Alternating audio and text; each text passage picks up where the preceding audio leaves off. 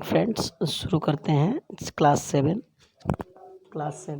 Social and political life part 2 के first chapter unit 1 के first chapter on equality का question answer समझेंगे। पहला क्वेश्चन पूछ रहा है, in a democracy why is universal adult franchise important.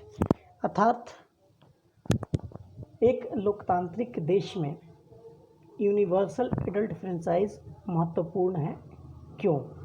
तो इसका आंसर है universal adult franchise is important in a democracy as universal adult franchise एक लोकतंत्र के लिए ज़रूरी है क्योंकि it is based on principle of equality, क्योंकि यह समानता के सिद्धांत पे काम करता है। दूसरा पॉइंट है, it means that all adult, those who are 18 and above citizen have to equal right to vote। और इसके अलावा जितने भी देश में 18 साल या उससे अधिक के नागरिक हैं उन्हें वोट यानी कि मत करने का अधिकार है। I do not discriminate on the basis of social economic background. और इसके अलावा हम किसी को डिस्क्रिमिनेट यानी कि उससे भेदभाव उसके सामाजिक और आर्थिक परिस्थितियों के अनुसार नहीं कर सकते हैं। It is an important aspect of democratic societies. और माना जाता है कि यूनिवर्सल एडल्ट फ्रेंचाइज जो है वह एक लोकतांत्रिक समाज के लिए बहुत बड़ा उपलब्धि है। क्वेश्चन नंबर 2 देखेंगे, read the box on article 15 and state to way is this article address equality। अब आप पढ़ेंगे आर्टिकल 15 को पढ़ेंगे और उसमें देखेंगे कि ऐसी कौन सी दो बिंदु है जो समानता को दर्शाती है। तो article 15 in democracy constitution prohibit discrimination on the ground of religion, race, caste, sex और प्लेस ऑफ बर्थ। आर्टिकल 15 में ये बताया गया है, संविधान में ये बताया गया है कि हम किसी भी व्यक्ति के धर्म, रंग, जाति, लिंग और जन्म स्थान से उससे भेदभाव नहीं कर सकते हैं। 2 ways in which this article address inequality. और जो दो इनइक्वलिटी को ख़त्म करने वाली बिंदु हैं वह इस प्रकार से हैं। पहला है, it suggests a state not to discriminate against any citizen on the ground only of religion, race, caste, sex, place of birth or any of them। इसके अलावा ये बताता है कि हमें किसी भी व्यक्ति को, किसी भी नागरिक को उससे धर्म, जाति, रंग, भेद इत्यादि के आधार पर उससे भेदभाव नहीं करना चाहिए। No citizen shall be subject to any disability, liability and restriction on the ground only of religion, race, caste, sex, place of birth and any of them। और कोई भी सब्जेक्ट को, किसी भी जनता को, किसी भी लोकतांत्रिक देश में रहने वाले लोगों को किसी भी आधार पे हम उसके लाइबिलिटी और डिजेबिलिटी को रिस्ट्रिक्ट नहीं कर सकते हैं। चलिए तीसरा क्वेश्चन पढ़ते हैं। तीसरा क्वेश्चन है, in what ways was Om Prakash Valmiki's experience similar to the Ansaris. अब इस प्रश्न में बताया जा रहा है कि ओम प्रकाश वाल्मीकि का जो अनुभव है वह अंसारी से सेम कैसे है। तो ओम प्रकाश वाल्मीकि के बारे में थोड़ा चर्चा करेंगे। ओम प्रकाश वाल्मीकि जो हैं एक अछूत परिवार से थे। अछूत मतलब कहने का मतलब कि नीची जाति से थे। और एक अंसारी जी भी थे, वो भी लगभग समाज के डिस्क्रिमिनेट टीम से थे। इन दोनों में क्या डिस्क्रिमिनेशन हुआ वो प्रश्न पूछ रहा है। In following ways Om Prakash Valmiki experience was similar to that of Ansaris. दो प्रकार से, जो कि जिस प्रकार से दोनों की जो अनुभव है समान है वो इस प्रकार से हैं। Both of them discriminated by society on the basis of their caste.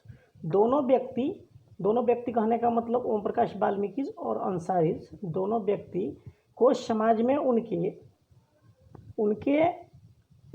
जाति के वजह से डिस्क्रिमिनेट किया गया। और religion, dignity and self respect of both of them get violated, और दोनों की मर्यादा और आत्मसम्मान को ठेस पहुंचा। Both suffered from unequal treatment, और दोनों के साथ समाज में असमान व्यवहार किया गया। चौथा प्रश्न देखते हैं, what do you understand by term all person are equal before the law? Why do you think it is important in a democracy? समाज में सभी लोग कानून के लिए बराबर हैं, इस लाइन से आप क्या समझते हैं, इस पंक्ति से आप क्या समझते हैं, और आप इसके बारे में, आप इसके महत्व के बारे में, एक लोकतांत्रिक देश में इसके महत्व के बारे में क्या समझते हैं? तो the term all person are equal before the law means that everyone will be given justice before law by treating them equal from the president of country to common people, all are equal in front of law। कहने का मतलब है कि इस पंक्ति का तात्पर्य है कि न्याय के लिए, कानून के लिए सभी लोग एक समान हैं, वो चाहे देश के राष्ट्रपति कहने का मतलब कि देश का सबसे प्रथम नागरिक और सबसे सम्मानित पद होता है देश का प्रेसिडेंट का, तो उनसे लेकर के एक देश के आम आदमी की जो कानून के नज़र में इज्जत है, कानून के नज़र में सम्मान है, एक समान है। इसके अलावा it is important to democracy because, और उसके बाद पूछ रहा था प्रश्न में कि इसका महत्व कैसे है एक लोकतांत्रिक देश में। तो democracy suggest that no one should be treated on equal basis because of their wealth, caste, colour, religion, gender. और डेमोक्रेसी सजेस्ट करता है कि कोई भी व्यक्ति उसके धर्म, धन और कास्ट, रंग भेद इत्यादि पर निर्भर नहीं होना चाहिए। It is also ensure that no one will be given more preferences for the same crime.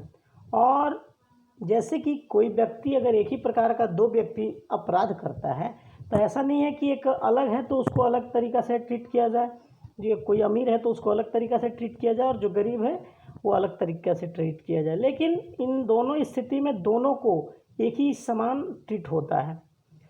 It provide the equal opportunity to defend themselves in public court irrespective of their socio economic position. इसके अलावा अपनी सामाजिक position को बरकरार रखने के लिए दोनों व्यक्तियों को, जो हर प्रकार के व्यक्तियों को समान अधिकार है कि वह अपने आप अपने बचाव में कदम पब्लिक कोर्ट में ना बात रख सकता है। It also reflect true nature of democracy, और यही जो है लोकतांत्रिक का सही परिभाषा बतलाता है। पांचवा प्रश्न है, the government of India passed A disability act in 1995। This law states that person with disability have equal right and that government should make possible their full participations in society. The government has to provide free education and integrate children with disabilities into mainstream school. This law also states the public places including building schools etc should be accessible to provide with ramps. अब थोड़ा सा हम प्रश्न को समझेंगे।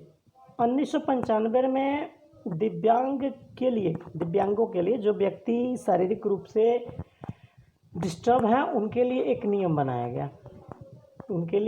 बनाया गया जिसमें उन्हें समान बच्चों की तरह, जो स्वस्थ बच्चे हैं उनके तरह अधिकार दिया गया, और इसलिए दिया गया ताकि वो मेन स्ट्रीम से जुड़ सके। Look at a photograph and think about the boy who is being carried down stairs. Do you think the above law is being implemented in his case? What need to be done to make the building more accessible for him? How would his being carried down the stairs affect his dignity as well as his safety?